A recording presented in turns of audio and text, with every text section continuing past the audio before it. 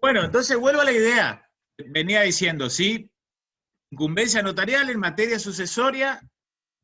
Intentemos hacer esta comprensión de que cuando hacemos una donación en escribanía, estamos formalizando un acto que va a ser mella en el futuro, en el derecho sucesorio de la persona del donante.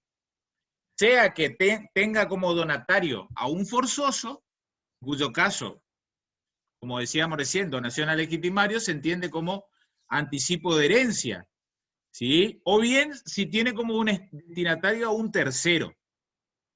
De una manera muy básica y genérica, por ahí se acuerdan del derecho sucesorio. Cuando esa donación, pongamos inmueble, tiene por destinatario a un legitimario, a un forzoso, ¿qué acciones propias del derecho sucesorio, digamos, podrán ser incoadas? ¿Recuerdan eso? ¿Por dónde iba más o menos el camino, el sendero? La Acción de colación. Donación a un forzoso, un legitimario, colación. Porque la colación, ¿qué objetivo tenía? Respetar la legítima, o sea, que se respete la legítima. No, Traer el no. bien Ah, a la sucesión. No, tampoco. Ese después hablamos del efecto. Vamos primero al fundamento. ¿Qué protege la colación? La porción legítima. No. La igualdad entre los coherederos. Eso. La igualdad entre coherederos. ¿Se acuerdan cómo en proceso concursal está la conditio creditorum? Cuando uno estudiaba concurso y quiebra. Conditio creditorum. De cierta manera, en el mundo del derecho sucesorio está la pars conditio hereditatis. La paridad entre los coherederos. ¿Está? ¿Y por qué será que protege, como bien decía Rocío, la igualdad entre coherederos? La colación. ¿Qué buscaba la colación con su promoción? ¿Quién promovía colación? Cualquiera de los coherederos puede promover la colación. Legitimación activo. Claro. Lo que se busca es traer el valor de sea ese bien o que ya recibió con anterioridad ese otro coheredero y que supera la parte disponible que tenía el causante y que por eso, por superar esa parte disponible, afecta a las legítimas.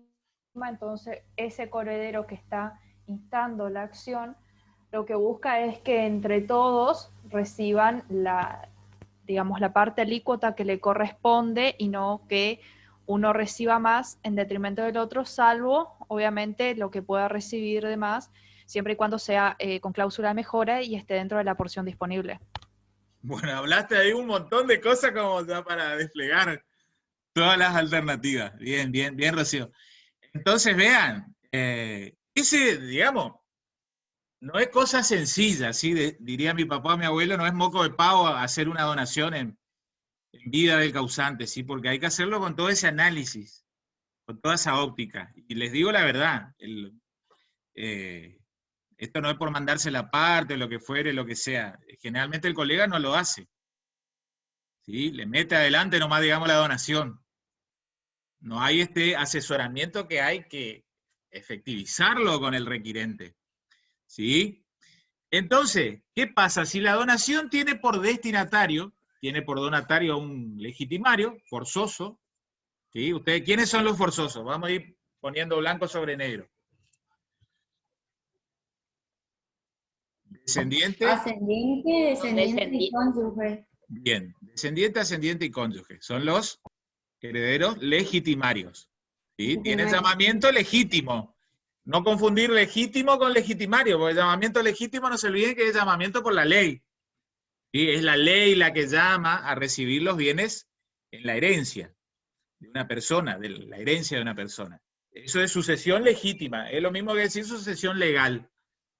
Pero los herederos legítimos no se agotan en los legitimarios, ¿no? ¿Quiénes más están? Colaterales. Colaterales. ¿Con algún límite? Sí, hasta el cuarto. Hasta el cuarto grado. ¿Está? El cuarto grado. Bien. Esto fue evolucionando a lo largo del tiempo. Si uno va al código de en la época de don Napoleón, 1804, la línea colateral, ¿saben hasta qué grado llegaba con llamamiento sucesorio? El profe Ferrer lo explica en sus clases. Hasta el 12º grado. Entonces imagínense quién por ahí llegaba a heredar. ¿Qué les parece a ustedes? ¿Les gusta que el llamamiento colateral sea tan amplio? No. ¿Por qué? Porque, qué sé yo, es como que ya se extiende a un parentesco que por ahí ni te llegaste a relacionar o no conociste, no sé. Mínima o nula cercanía, ¿no es cierto? Bueno, pero Ajá, vean cómo sí. era el código de don Napoleón. Buscaba, ustedes no se olviden, posterior 1789, ellos estaban saliendo o querían oponerse siempre a todo un sistema monárquico y demás. Bueno, buscaba que siempre haya sucesión, ¿sí? Evitaban que haya Pero- declaración de herencia, porque eventualmente si no La hay, verdad, entre que quede la herencia vacante, y que vaya un ¿verdad? colateral en 8º grado, ¿preferí que quede vacante? No, prefiero que se vaya a un pariente lejano. Bien, ahí está. Bueno, esa era un poco la tendencia, Parece- pero ojo que la tendencia cada vez es achicar la línea colateral, ¿sí? Así que, en cuanto a llamamiento sucesorio, línea colateral solo hasta 4º grado, régimen Más vigente. para el Estado. Después de ahí ya va, digamos, algunos dicen que la herencia vacante es un llamamiento para el Estado, un llamamiento supletorio. ¿Sí? No se olviden que los legitimarios tienen un llamamiento imperativo, ¿sí? Llamamiento imperativo. Y en los colaterales tienen un llamamiento supletorio. ¿Está? Lo que también solían hablar en sucesiones de vocación actual y vocación eventual. El descendiente, el ascendiente y el cónyuge, ¿sí? Poseen, en principio, vocación actual. Después habrá que ver el orden de concurrencia, determinada sucesión. Los colaterales, típico ejemplo de heredero con vocación eventual, ¿sí? El que tiene vocación eventual no tiene delación. ¿Se acuerdan ese término también? ¿Qué es lo que era la delación? Que un heredero tenga delación. ¿Qué es lo que era? ¿Qué significaba?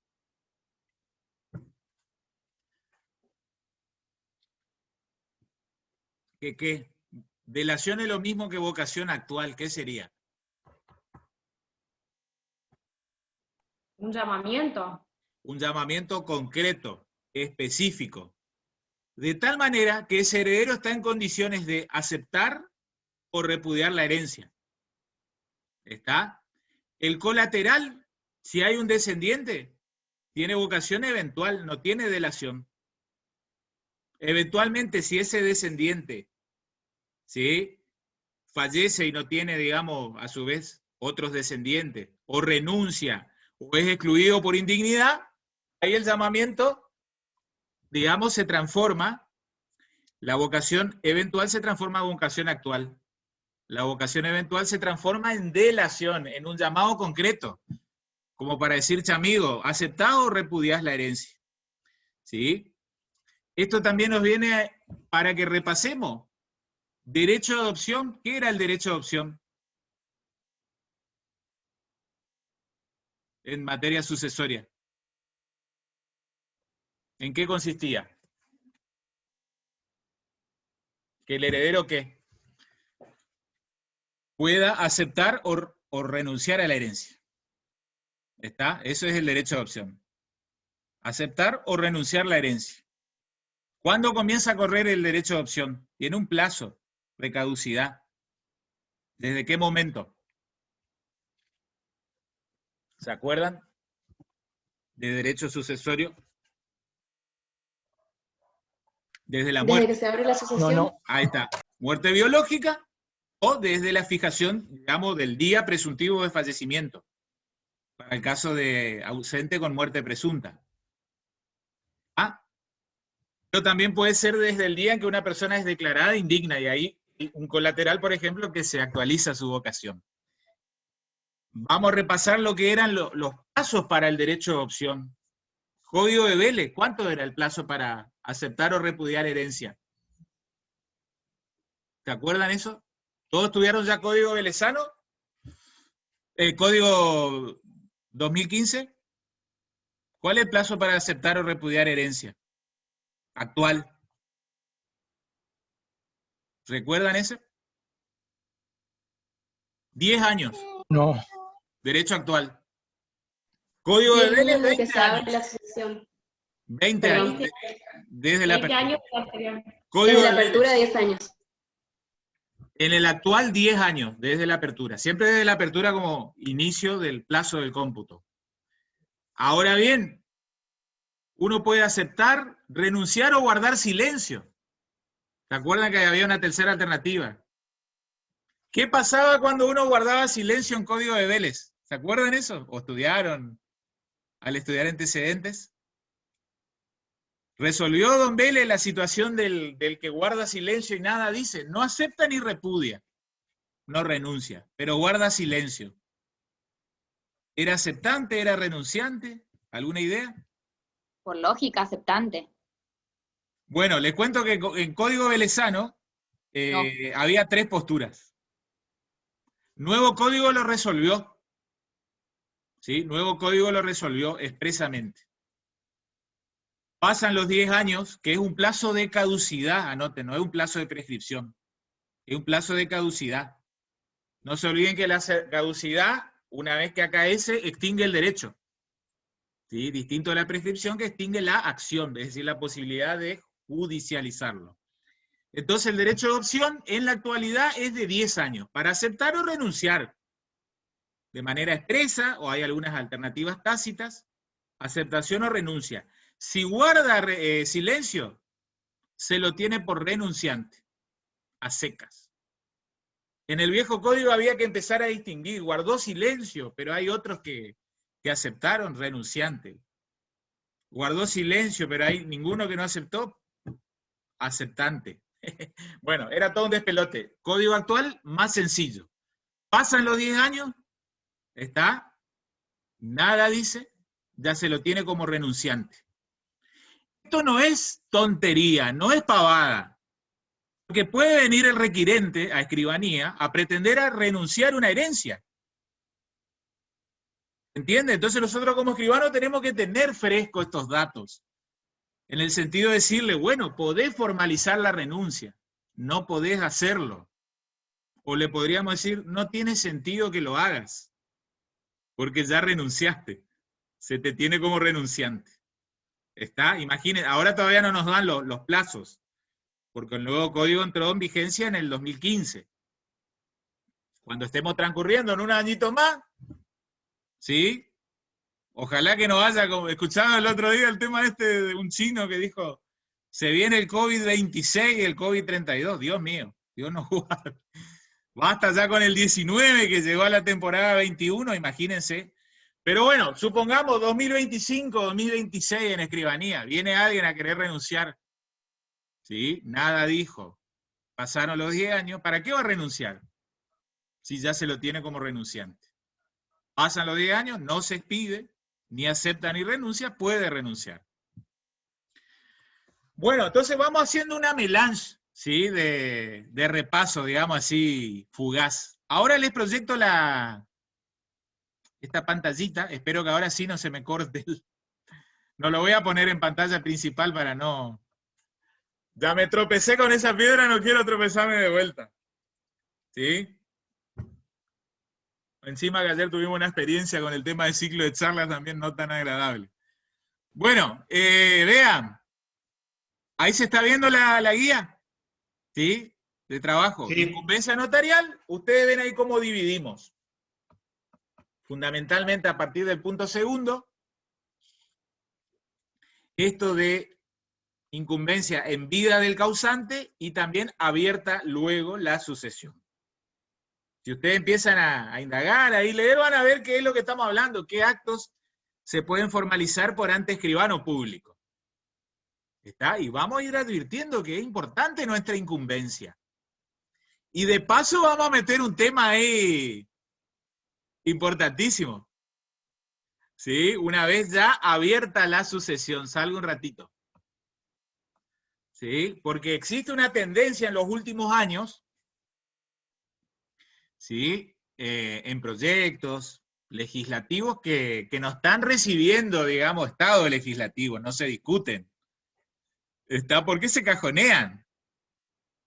¿Sí? Porque el corporativismo profesional es importante, digamos, en la República Argentina. Ustedes saben, digamos, lo que siempre hablamos como si fuera una lucha taxista versus Uber. ¿Sí? Abogados y escribanos luchando por incumbencia profesional. Pero habrán escuchado hablar de que en el mundo, cada vez más, con mayor vigor, se habla de la sucesión extrajudicial o la sucesión ante escribano. ¿Sí? Porque vean, cuando uno estudia proceso sucesorio, ¿sí? En sucesiones, y uno algo ahora por ahí en el ejercicio del día a día, como abogado, como escribano, y empezamos a leer el Código Procesal y algunas normas procesales que están en la propia ley de fondo, ¿el proceso sucesorio para qué existe? ¿Qué les parece? ¿Para qué será que el Estado reguló el proceso sucesorio? ¿Cuál es la finalidad? ¿Es para que los escribanos y los abogados cobremos honorario, digamos, para irnos de vacaciones o comprar algún bien? ¿Para qué existe el proceso sucesorio? ¿Cuál es la finalidad que guía? O las finalidades, porque hay varias. ¿Qué les parece? ¿Para qué existirá el proceso sucesorio? ¿Cuáles son, digámoslo? Hay dos ejes, dos pilares, dos columnas. Vean, por un lado, el proceso sucesorio existe porque existe la propiedad privada, o en general, digamos, la sucesión mortis causa, existe porque existe la propiedad privada. Parece una verdad de perogrullo esto. Pero ojo, porque el año pasado yo me conecté a una jornada de derecho sucesorio allá por el mes de octubre, virtual, así que se hizo en la UNL, y era muy singular, pues dije, un profesor cubano que viene a hablar de derecho sucesorio. Quiero escucharlo, el profesor Gallardo era. Encima Gallardo, le hincha la boca ya, escuchan eso y se le dispara alguna crisis seguramente futbolística. Bueno, el profesor Gallardo hablando de las sucesiones en el Estado cubano. ¿A qué le suena eso? Y es medio raro. Bueno, Cuba. En Cuba hay propiedad privada, pero mínima expresión. Quizás un inmueble, un automotor, algún comercio, no más que eso. Pero este profesor hizo una locución de derecho sucesorio. Además, vean qué singular que era, como para que a veces advirtamos que si bien Argentina tiene sus problemas, y no somos los primeros 20 países del mundo, pero conseguimos los bienes necesarios para el día a día. ¿Saben cómo se conectó el profesor cubano? A la sesión era un Zoom que se hizo. ¿Alguna idea? Hizo una llamada de WhatsApp a un colega que estaba en Miami. Y el colega de Miami proyectó el video.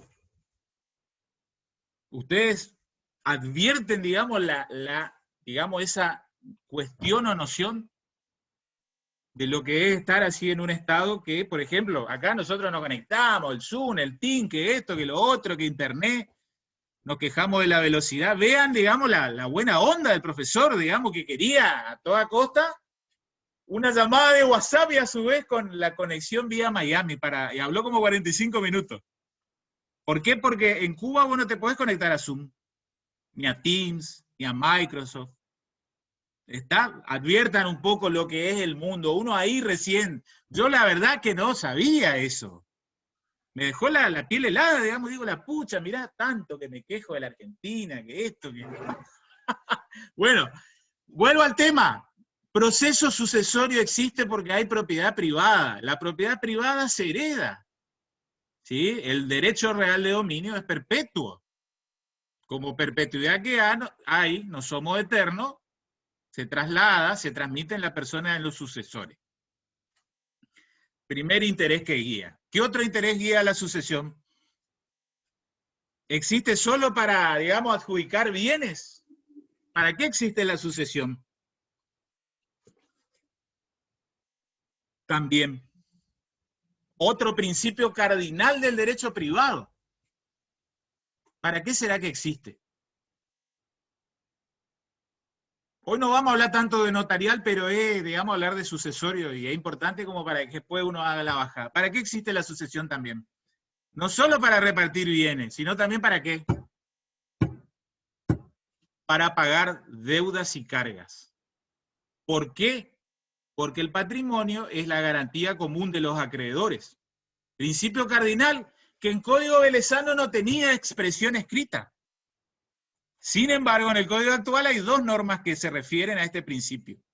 243 en el libro de parte general y 743 en el libro de derechos personales. Te mencionan, palabra más, palabra menos, que todos los bienes de una persona integran la garantía común de sus acreedores. Entonces, vean, si no hubiera este principio cardinal, no habría crédito en la sociedad. Porque con la muerte de la persona, el acreedor no podría cobrar el crédito. Como existe el mecanismo sucesorio, los herederos van a tener que pagar, con un límite, obviamente, dentro de lo heredado. Salvo que se porten mal o cumplan algunas mandas legales, van a tener el beneficio de responsabilidad limitada. Si se portan mal, por ejemplo, ocultan bienes, sustraen bienes, le piden que hagan inventario y no hagan, pierden ese beneficio. Y entonces los acreedores hasta van a poder cobrarse de los bienes personales de los herederos. Entonces no nos olvidemos, dos pilares, propiedad privada y que el patrimonio es la garantía común de los acreedores. De una manera muy genérica, las nociones de patrimonio y herencia coinciden. ¿Sí? La herencia es más pequeña porque hay algunos derechos patrimoniales que se extinguen con el hecho de la muerte. Ustedes recuerdan el clásico ejemplo del usufructo, ¿no es cierto? El usufructo es vitalicio y no se transmite por causa de muerte. Entonces, primeros dos norte u objetivos que guían la sucesión.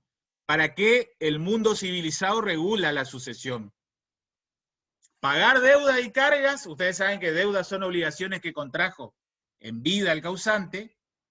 Cargas son todas las obligaciones que nacen con motivo de la tramitación del proceso sucesorio, con la custodia de los bienes que integran la masa hereditaria indivisa. ¿Sí? Hay un tercer objetivo, directamente ligado al de adjudicación de bienes, que tiene que ver con la determinación de herederos. El proceso sucesorio tiene por finalidad determinar herederos. ¿Sí? Y esto no nos lo cuentan nuestros profesores de abogados en el grado de abogacía. Pero si uno no lee, cree que en todo el mundo la declaratoria de herederos es siempre en sede judicial. Y la realidad demuestra que en el mundo civilizado esto no es tan así. ¿Qué pasa? ¿Qué, habrán escuchado algo por ahí? ¿Leyeron algo? Quizás los profes en el grado de abogacía ni le mencionaron. Casi como una verdad de los cruzados en la Edad Media, como que no se sepa. Pero en el mundo, ¿cómo hay declaratoria de herederos? ¿Por ante quién? ¿Qué idea les viene? Declaratoria de herederos por ante escribano. ¿Sí? Anótenlo. Hay declaratoria de herederos en sede notarial. Chile, Brasil, Portugal, y con la que ustedes no se van a creer, España. Año 2015. Pregunto, y sean sinceros, no hace falta que... ¿Ustedes conocían eso? Bien. Traigo a colación, no en el sentido de que me pongo en la trinchera notarial, sino digo, cómo nos estaban cegando, en cierta manera, los profesores del grado de abogacía. ¿Por qué no nos cuentan al menos cuál es el panorama en el derecho comparado? A mí me abrió la cabeza cuando empecé a leer este tema. Yo creía que era un monopolio del Poder Judicial en todos los países de derecho civil romanista, que la declaratoria sea exclusivamente judicial. Bueno, no es tan así. No es tan así. ¿Qué pasó entonces en el año 2019? Hubo un diputado, si mal no me acuerdo era rionegrino, el diputado López Koenig, ¿sí?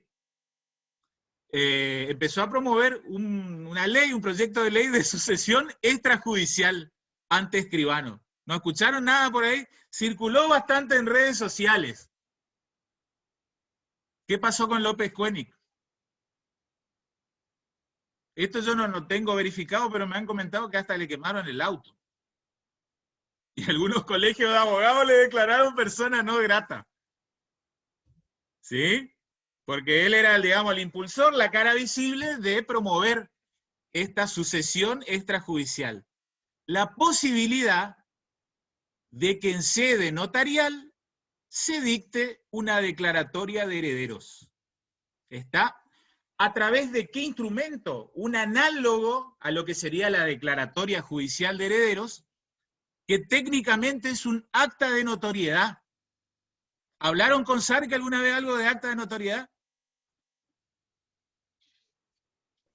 Bueno, muy poquito. Él nos dio, digamos, nos dijo por arriba, porque nos dijo que no se usa mucho en la práctica, algo así. Que él hizo una sola vez una. Sí, casi no se usa. Pero ahora, en esta, digamos, en ese proyecto de ley referenda, como se suele decir, se promovía que la declaratoria de herederos se hacía por un acta de notoriedad. Los herederos tenían que presentarse en sede notarial también. ¿Está? Con partida de nacimiento, acta de matrimonio, acta de defunción. El escribano entonces también después estaba obligado a publicar edictos, esperar el plazo, digamos, de 30 días para presentación de otros herederos y acreedores. Vencido el plazo, hacía el control de legalidad y se formalizaba acta de notoriedad, que declare herederos. Pregunto, ¿qué les parece? ¿Una locura? ¿Viola el derecho de defensa en juicio constitucional? ¿Qué les parece? Sean, digamos, acá, estamos aptos para estén más del lado abogadístico o más del lado notarial. ¿Qué les parece? ¿A qué les suena? El que quiera decirlo puede decir, es una chantada. Son totalmente libres de opinar. A mí me parece correcto, porque sería un trámite por ahí un poco más rápido. Bueno. Hacerlo judicialmente. No se carga la justicia, diríamos uno como escribano. Ayudamos a la economía procesal, economía de costos, de tiempo.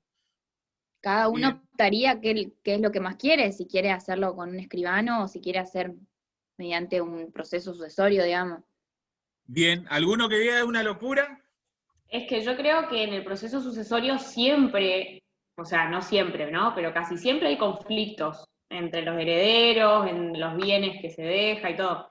Y esos conflictos para mí se dirimen en la justicia, digamos. O sea, me parece que ahí el notario, no sé si tiene su competencia material. Claro, me parece que ahí la competencia material ya no le incumbe al notario en cuanto Bueno, porque vean, los españoles mencionan esto como casos de jurisdicción voluntaria, no contenciosa. Y este proyecto del diputado López Koenig que está subido al aula, yo después les mando al correo. Tenía acá ahora abierto, pero se me trabó y parece que un abogado se metió en la sesión y clausuró, digamos. Permitía que la opción esté en cabeza de los herederos. Eligen sede notarial o judicial para la tramitación del expediente. Si nacía el expediente con proceso judicial, forzadamente tiene que terminar en sede judicial. Si nacía en sede notarial, es un poco lo que dice India, si no hay conflicto, en todo caso, que termine en sede notarial. Si hay conflicto, quedaba habilitada la vía judicial para que se siga, ¿sí?, por un proceso de corte judicial. Está muy bien regulado, digamos. Yo traigo, comento, ¿sí? Y después... Una pregunta. Sí. Ahora yo digo, ¿quién dispone si hay conflicto o no? Porque, por ejemplo, si a mí no me conviene, que yo sé que hay otros herederos, lo voy a hacer de manera lo más privada y callada posible. Es que Iría tiene sí que o haber sí. publicación de edictos. Ah, bueno, yo pensaba eso, porque por ahí podría verse afectada la publicidad. Y en la presentación inicial está la obligación para el coheredero de denunciar, digamos, a otro coheredero. Está la carga, la manda. Sí, sí, sí, todo lo mismo. Sería igual, digamos. Y pareciera, no quiero ponerme la camiseta de corte notarial, pero bueno, les dejo, digamos, les abro. A mí cuando me comentaron esto, yo empecé a leer algo ya por el 16, 17. A mí nadie, en 20 años nadie me habló de esto. Y dije, qué raro, eso no me suena. No me gusta que esto venga a la escribanía. Yo decía, Pero cuando uno empieza a ver cómo el mundo civilizado toma estas políticas legislativas, es como, la pucha, ¿por qué será? Brasil, en Chile es más administrativo que notarial, pero hay una sucesión intermedia. Si hasta usted, sí. ¿Por qué el instrumento sería el acta de notoriedad? Más o menos también él nos explicó lo del juicio que emite el notario y demás. Que, o sea, el como rol ahí que... Y como que el escribano termina siendo un juicio de valor. Considerando tales partidas de defunción, se acredita el fallecimiento. Con tales otras partidas de nacimiento, acredito la afiliación. ¿Acaso cuánto más controla un secretario de juzgado? Vamos a hablarlo. Ser sincero. Más allá de que sean originales, entre comillas, porque es copia o testimonio del instrumento, ¿cuánto más puede controlar a un secretario de juzgado? ¿Sí? Bueno, yo les tiro. ¿Y cuánto menos podría hacerlo un escribano por su propia responsabilidad? Vean, ahí después está la mochilita. Está de... Yo les dejo planteado, les soy sincero, yo creo que esto nunca va a recibir consagración legislativa en la Argentina. La colegiatura de abogados es muy potente en la Argentina. ¿Sí? Nunca le van a dar, digamos, ese pedazo de pastel al mundo notarial.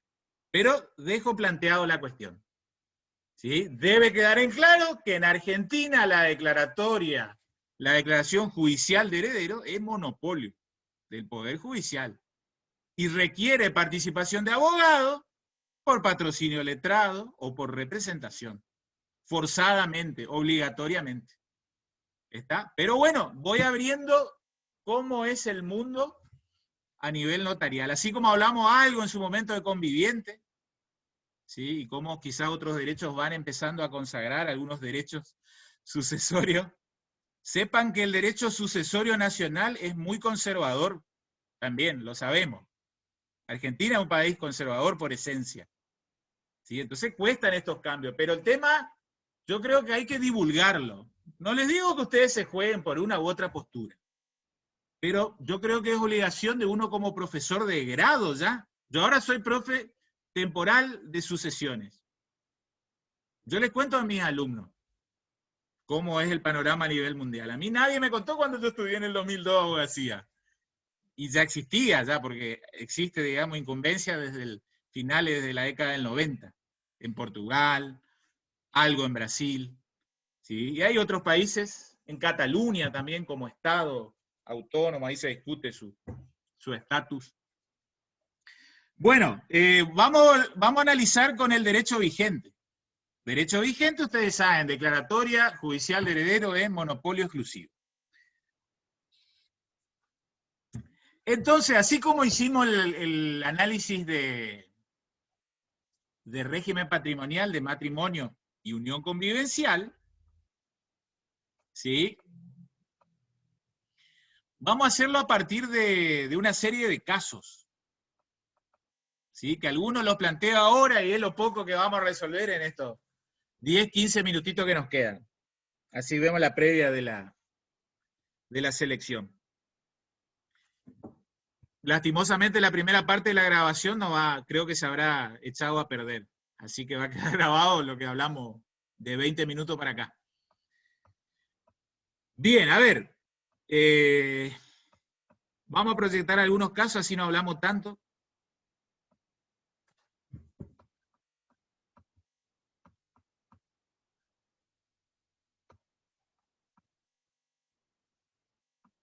Pregunto, ¿se está viendo? ¿Sí? ¿Quién lo lee? A ver, ¿alguien que lo lea? Y vamos a intentar darle una respuesta ya. Yo leo. Caso número 1. Escribano. Acá le dejo los papeles de mi casa. Necesito que me garantice a mí y a mi señora un alto techo hasta que pasemos a mejor vida. Porque ahora está todo bien con los chicos, pero vio usted, sobre eso nunca se sabe cómo va a ser más adelante. Más con el tema de nueras y yernos.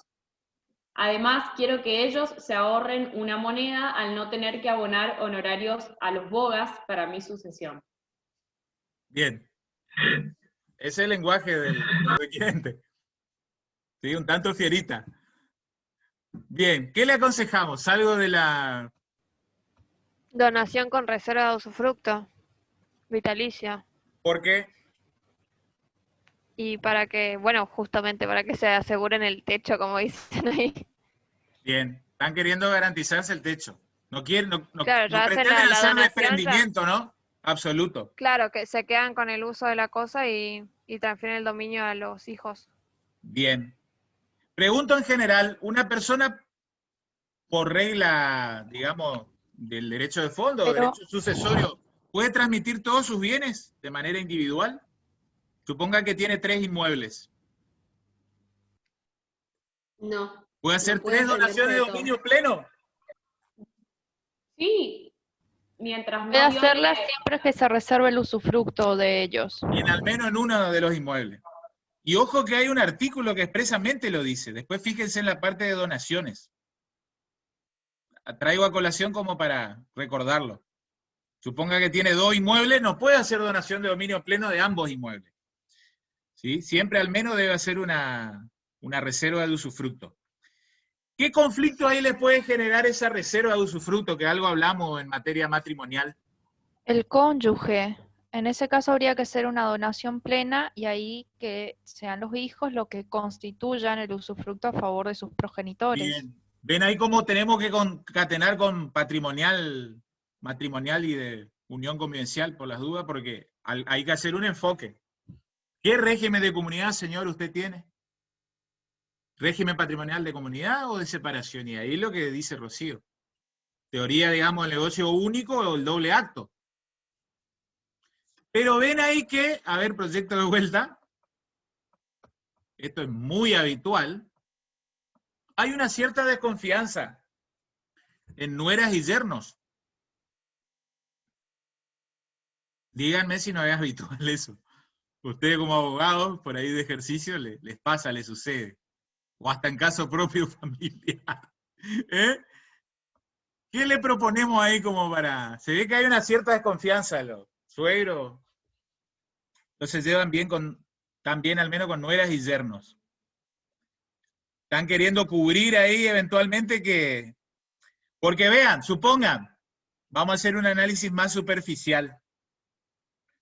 Le proponemos la donación y esas hijas o hijos del donante, o sea, los donatarios, respecto del donante, el donatario es casado y con régimen de comunidad. ¿Qué tipología adopta ese bien que entra al patrimonio de ellos? ¿De carácter ganancial? No. No, propio. Es Propio. Porque Es si propio. bien entra ya celebrado el matrimonio, a título gratuito. Desde ese punto de Pero vista también no, en ese caso no se le generamos podría- una expectativa en el cónyuge no titular. ¿Me van siguiendo hasta ahí? Pero ¿qué pasa el cónyuge no titular en los bienes propios? Es que... ¿Me van siguiendo? Está, digamos, el padre y uno de sus hijos al menos. Ese hijo está casado. El hijo recibe, le entra como propio. ¿Y qué riesgo hay? No se llevan con nueras y yernos. Si fallece el hijo, ¿quién hereda? La Y el cónyuge. La cónyuge. 50%. Entonces, ojo con la sucesión en los bienes propios.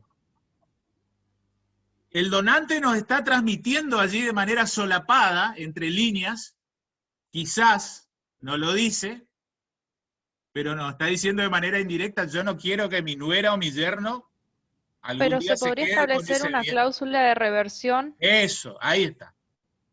Caso resuelto. ¿Se entiende, no? Pregunto en general, ¿cuál sería entonces la propuesta? Que se realice sí, la donación a los hijos, pero que en la donación esté la cláusula de reversión de que si alguno de los hijos fallece antes de los progenitores, que el bien vuelva al dominio de los Revierta. progenitores. Bien, Y ahí pueden constituir el usufructo también, bien. para asegurarle el techo, como dice También. el caso. ¿Está? ¿Ven ahí cómo se empieza a concatenar todo? A mí me encanta el derecho este que concatena sucesorio con patrimonial, matrimonial. Uno ahí aprovecha el ingenio de todo lo que alguna vez estudió en general, pura teoría, aplica en la práctica. Ese es el caso 1. ¿Ven cómo ahí es una donación en vida, pero que hay que hablarlo o estudiarlo en clave de derecho sucesorio? Porque hay que prever todas estas cosas. ¿Sí? Caso 2, hablamos 2 palabritas y vamos terminando la clase de hoy. A ver. El 2, no me acuerdo si era largo. Sí, a ver, el 2 o 3. Sí, el 3 es muy largo. El 2 también es bastante largo, pero bueno. ¿Quién lo lee? A ver. Usted sabe, escribano, todos dicen que a los hijos se los quiere a todos por igual. Pero si bien no tengo nada para quejarme de mis 2 nenas, que salieron trabajadoras y estudiosas, lo cierto es que Laurita siempre estuvo a mi lado en el negocio, sobre todo después de mi accidente, inclusive dejando de lado el profesorado que nunca pudo ejercer, y si bien la Josefina me salió recontra estudiosa, hace años que ya hizo su vida en Ámsterdam, Holanda, pues trabaja en una multinacional porque tuvo una carrera universitaria brillante. Por ello es que me gustaría, si es que ello es posible, favorecer a Laurita de alguna manera respecto de Josefina, al menos en lo que tenga que ver con el inmueble que tengo bajo mi titularidad. Bien, nuevamente estamos en presencia de que hay intención de hacer donación, anticipación hereditaria en favor de un legitimario o legitimarios. Entonces, volvemos a algo que hablamos hace media hora atrás. ¿Se puede romper esa paridad entre coherederos con algún negocio anticipatorio de herencia? Le puede favorecer con la parte disponible nada más. Bien, bien. Entonces, ven ahí cómo tenemos que empezar a... Esto ya vamos a retomar en la clase del viernes que viene, el viernes 11, si no me acuerdo, mal lo recuerdo, donde vamos a empezar a hablar de legítima y porción disponible. Porque probablemente entonces, ¿qué es lo que le vamos a decir a ese requirente, posible donante? Usted puede hacer la donación. ¿Qué le vamos a decir? ¿Donación o testamento? Porque esa es otra gran cuestión. Que uno como asesor, sea abogado o escribano, le va a empezar a decir al cliente requirente. ¿Te conviene donar en vida? ¿Te conviene idear y dejar plasmado en un testamento? Pero ahí hay que ver si es un único bien nada más.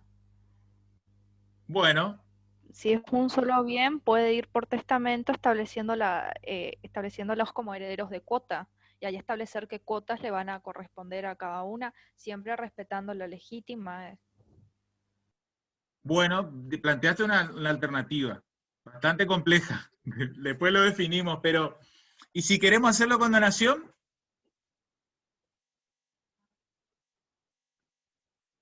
¿Cómo hacemos la donación? Supongamos que es el único inmueble. Nada dice condominio, ¿no es cierto?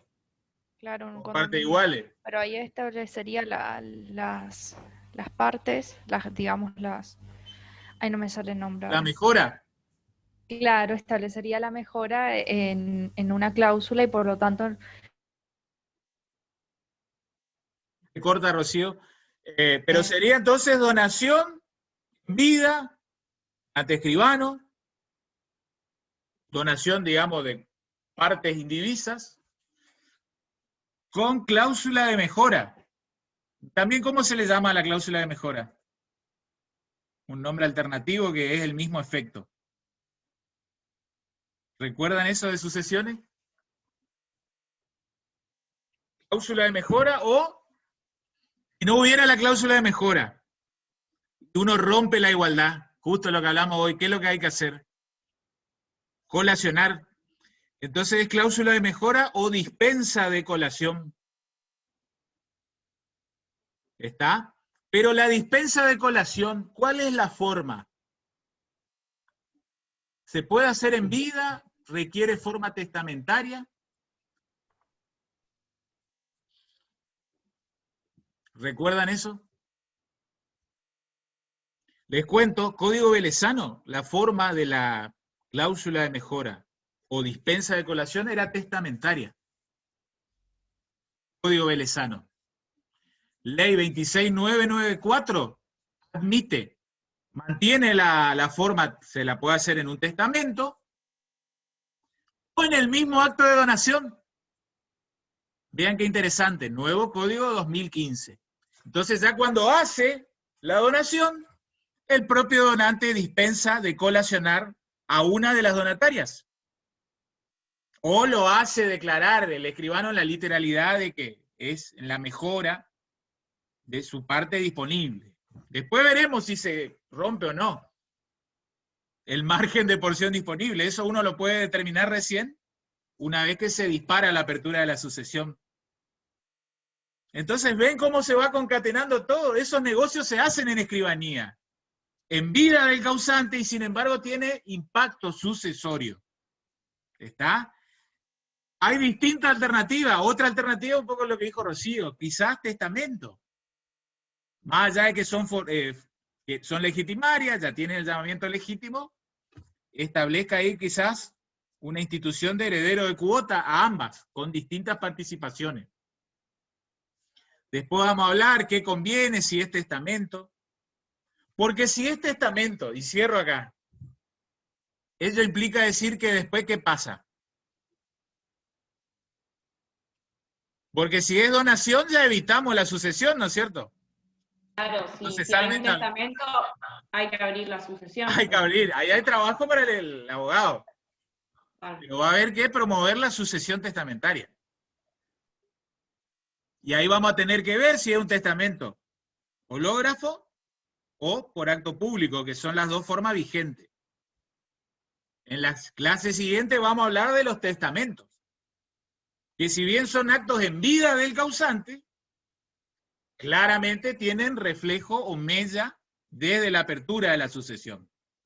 Vamos a ver cuál es todo el camino o el íter del testamento hológrafo. ¿Cómo es que se protocoliza? ¿Qué es eso de la pericial caligráfica? Ahí hay un montón de cosas para hablar. La registración. Registración, me diste ahí en la tecla. ¿Dónde se registra? Vamos a discutir un poco de la constitucionalidad de estos registros. ¿Sí? Por ahí si a ustedes les tocó tramitar sucesiones desde finales del 2019 en adelante, ven que ahora hay que tramitar un oficio al registro de actos de última voluntad.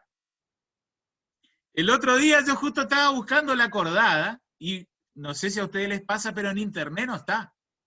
Una vergüenza me parece para Poder Judicial de la provincia. Tuve que pedirle a un amigo, un colega que trabaja en el Poder Judicial. Es caro. ¿Eh? Son 600 pesos. Ah, que hay que pagar, sí. No sé si se actualizó ahora. Pero digo que no me parece bueno que no esté en la página del Poder Judicial la acordada, que te obliga a pedir eso. Yo quería explicarlo en sucesiones para los chicos del grado, y no tenía la acordada, el texto para decir, tal acordada lo exige. Por lo menos, al igual que la acordada que en su momento estableció el tema del registro de juicios universales. Creo que ahí tendría que ponerse las pilas del Poder Judicial y subir el texto de la ordenada, la acordada, perdón. Bueno, Si no hay preguntas, vamos cerrando, así vemos la previa del... ¿Se va entendiendo más o menos? La clase que viene, el viernes ese, seguimos resolviendo casos. Pero de igual manera, sí va a ser, digamos, descontracturado. Vamos resolviendo el caso y ahí metemos teoría, hablamos de sucesiones, ¿sí? Desde lo procesal, desde el fondo, ¿sí? Por lo menos se llevan de que está la declaratoria notarial, ¿sí? Ya saben ahora. Cada uno después adopta la postura que mejor le parezca. Son libres de hacerlo y suficientemente adultos como para ello. Bueno, ¿alguna preguntita?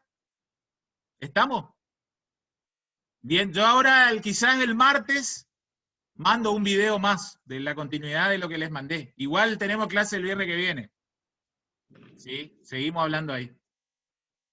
¿Estamos? Yo después también les hago cursar este video que se grabó la segunda parte. Voy a ver si quedan las dos grabaciones. Capaz que en una de esas queda. ¿Estamos? Chao, Bueno, chao. profe. Chao, Muchas chao. gracias, buenas noches. Gracias, escribano. Dale, dale, gracias a ustedes. Suerte y que gane la Buenas selección. noches. Chao, chao.